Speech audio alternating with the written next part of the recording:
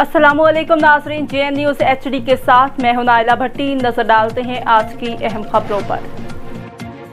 खबर शामिल करते हैं बहावलपुर से। राना फ़हीम की रिपोर्ट के मुताबिक बहावलपुर DPO ऑफिस में नए तरक्की याब होने वाले अफसरान को तरक्की के बैजेस लगाने की तकरीब DPO सैयद मोहम्मद अब्बास की तरफ से मुस्तकबिल में मज़ीद जाफशानी से अफसरान को फ़राइज़ अंजाम देने की हिदायत। DPO सैयद मोहम्मद अब्बास ने 9 पुलिस अफसरान को तरक्की के रैंक्स लगाए।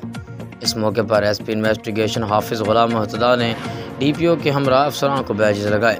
तरक्की पाने वालों सब इंस्पेक्टर मोहम्मद अमीन Shah, sub inspector Ishfaq Ahmad, sub inspector मुदीर Shah और सब इंस्पेक्टर सज्जाद हुसैन शामिल।